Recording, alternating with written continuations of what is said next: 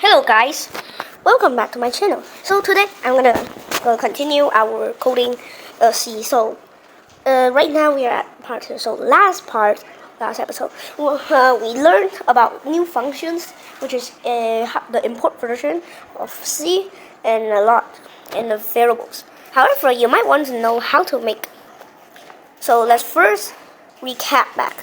We use include for the hashtag to import stuff, which is like Python, but it's just a version in this right here. So what I'm gonna do is type this. This is standard input output, which is very important for most of the basics. Now let's type it in main, which is the start, and add the curly brackets. Here's something that's super important. Type printf, which is hello world. If you have watched last episode, you might already know this. But important, you must add a semicolon at the start. That's because the compiler doesn't know the code's ending. So add a semicolon, which tells the compiler that the line of code is done. Let's try removing the semicolon and see what happens. Boom, error generated. Expected semicolon after experience. Oh yeah, if you're wondering what IDE I'm using Xdroid. You could do this on your PC. You could do this on your mobile phone, but I don't know what to tell you. But in the next episode, I'm gonna do it on my PC and tell you how to do it, install it. So let's just start. Let's get back straight to the point. All right. Now we're gonna learn new things. First, we're gonna learn scanf. This is the text input. So we're gonna type splash set D, and then add a right here. Then we add an init a. Remember this semicolons. It will tell you to type something. For example, I'm gonna type 10. It's just like inputs it, but it's just a Python. So let me explain it clearly for you. Scanf scans for inputs on your keyboard. It uses keyboard polling. Keyboard polling means that it uses any keyboard available and then encodes the keyboard text into ASCII, if I'm correct, the American Standard. Okay, so let's get back to where we are. Right now we could see that currently we're using this. Let me explain more about this. C stands for character classes. D stands for demical classes. C, character classes. If you type, even though it says character, you don't type text. Instead, you type text. You type demical, if I'm correct, and it will output a text. So, example. If I type set D,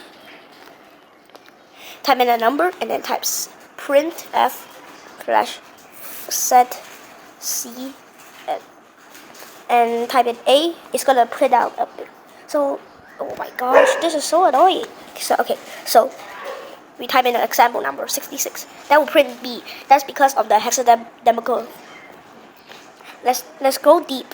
Next, we'll learn char, which stands for character. Type char equal char and your variable name, which is character variable. We're gonna type in name equal A. We're gonna just type AE. Semicolon. Now we're gonna print F. Now important, we add S for string, as because it doesn't know what letters are ABC. Even though it's about ABC, they use ASCII to decode it and then turn it into a real text that shows it that acts like a machine code. So let's type E as we press this chart. Let's look at the error. One error generated. So let me try to. We found a problem. We don't use double quotes. We use single quotes. So it should work now. And I place this to run it. Segmentation fault. Not again. Oh wait. So we can also use %C. This is because we are using one character only. So that will work. Now let's learn how to create a string, which is the type of paragraph as well. So we're just gonna type in square brackets after the name, and then type in how long you want the string to be. You're gonna type 100. Here's a secret trick you need to know. In A, If it detects that there's only one letter not filling the 100, one character and not filling the 100, it will add a secret null pointer, which is like this. It points to the null so that it says it's done, but just hide it from you. So now we're gonna type text. Hello, hello, hello world. Once we are done, we will change it from S. But since we are using string now, we're going to have to add double quotes. So let's change it to double quotes. Keep running out of there. Now it should show. Look, I'll point to you. It shows hello world right there. Let's do some bit of explaining here. When you type char, the variable name, and add these brackets, it's called a concatenation, I think. And then it allows you to put double quotes since we are adding longer text or a string. And then it will allow you to type strings. But then we'll have to update this to string because characters that only works for if there's not a string. If we add this, then it will allow you to type however much text you want. But if you want to set a limit on how many text, let's say 100, it still works. Okay, so let's build an example. We'll type in char easy.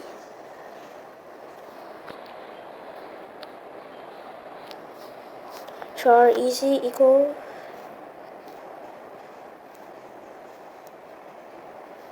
scanf % 8 at n e. We're gonna type it e only. I'm just gonna type it at this. Type it hello. Your program must be finished. Alright, so then finally we'll learn math. This is all the math which is fair. Asterisk for multiply, slash for divide, plus for plus, and minus for minus. But did you know that there's a modulo, which is this? It shows the remainder of something. We can detect even and odd number using this. If a equal 1, 2.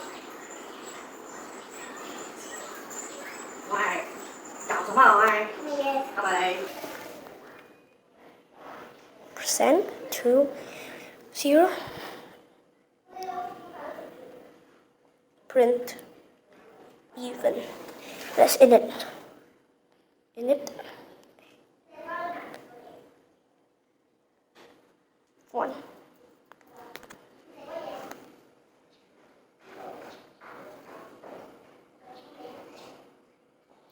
Printf.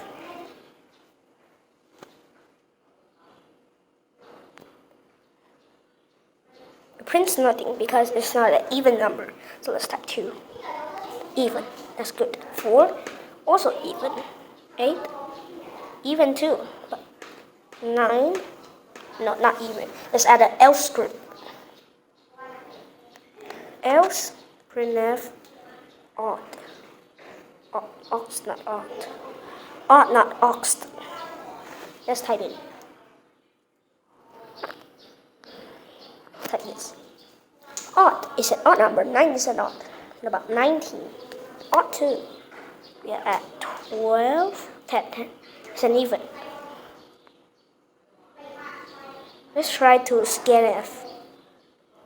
Scanf 70 NA. We're going to type in even number first. Even. Number 3, odd. 1, also odd. And 6, even. Alright guys, well that's all for now. If you would like, please like and subscribe.